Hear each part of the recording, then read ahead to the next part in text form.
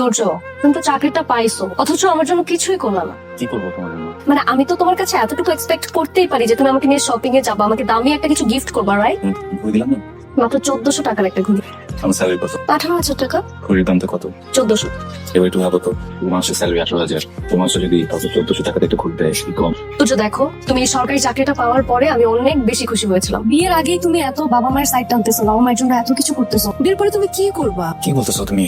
বাবা মা কোথেকে আসলো? এতটুকু একটা স্যালারি পাই, তোমার কি মনে হচ্ছে যে এটা দিয়ে বাবার জন্য পাশে বানাচ্ছে? তুই আইফোন নিছিস? সুন্দর হয়েছে তো। আর ওই যে বুড়াটা আছে না, ওই বুড়াটা দিস। জিনটা কেমন দেখ? ওয়াও, সুন্দর। তোর গোল্ডেন নাকি? হ্যাঁ অবশ্যই গোল্ডেন। কর্পোরেট জব করে আকরাম আছে না, ও দিছে। আচ্ছা তোর তুমি আমাকে সময় দিচ্ছ না কেন? কি বলো?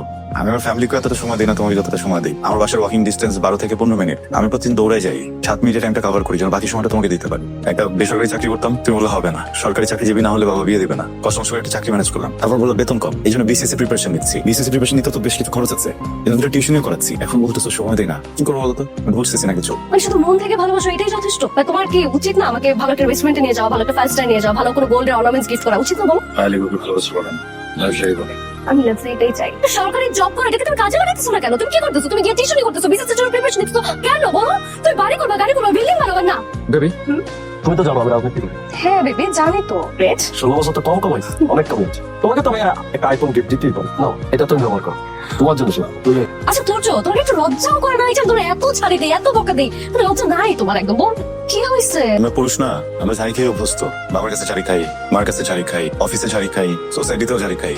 আমরা বেহায়া হয়ে গেছি, চামড়াটা গন্ডারে হয়ে গেছে। পৃথিবীর কোনো ঝাড়ি আর এই চামড়া ভেদ করতে পারে না। কি বলতেছস? তুই আমার কয় বছরের ছোট? 2 বছরের। বড় ভাইয়ের সারা জীবন ভাইটাকে এখন সে নাম ধরে রাখছিস, ভঙ্গ করতে শিখছিস, নতুন নতুন ফ্যাশন করতে জন্মায়। বড় ভাইয়ের দায়িত্ব পালন করস না, আবার কথা বলস। তুই বড় ভাইয়ের দায়িত্ব পালন কর, তোর আমি সম্মান দিতে দিতে একদম আকাশে তুলে কথা। সেটা হইতেছে তুই কই যাইতেছিস? সে যে জায়গায় যাস, তোর সাথে আমার কিছু কথা আছে। তোর আমার একটা ব্যাগ লাগবে, এটা দিলে ভাই রাখবি? ঠিক আছে। এই মাসে একটু খরচ বেশি হয়ে গেছে বুঝছিস, আগের মাসে কিনে দেবো। শিওর? 100% শিওর। ভালো একটা ব্যাগ কিনে দেবো। 2-3 হাজার টাকা হলে হবে না? কত? 2-3 হাজার। তুই কি ফাইজলামি করতেছিস আমার সাথে? আমি একটা ব্যাগ দেখছি, অ্যাডিডাস এর ব্যাগ, 9,000 টাকা। 2-3 হাজার টাকা দিয়ে আমি কি করবো রে ভাই? দেবো না একটা সময়, আপাতত। এই যে এখনই তুই আমার সাথে আমতা আমতা শুরু করছিস, পরে আগামী মাসে কি করবো আমি বুঝতেছি না। আমার মা তো ঠিকই কয় না যে তোর ভাই আসলে সব থেকে পাইলা পড়তিস, খরচ আছে, তুই সব পাইলা পড়তিস একদম না। তুই সব ফলাই দিব বেত। আচ্ছা তুই কথা বলতে জানিস না? তুই আমার দিছিস তোর ভাই গায়ে, দিছিস তোর গার্লফ্রেন্ডের লাগা। কি হয়েছে? আমি 3,000 টাকা আমি একটা ব্যাগ কিনতে চাইছিলাম, আমার 3,000 টাকা দিতে চাই, আমার গায়ে আমার হাত। ভাই তোর বাচ্চা বলবি না?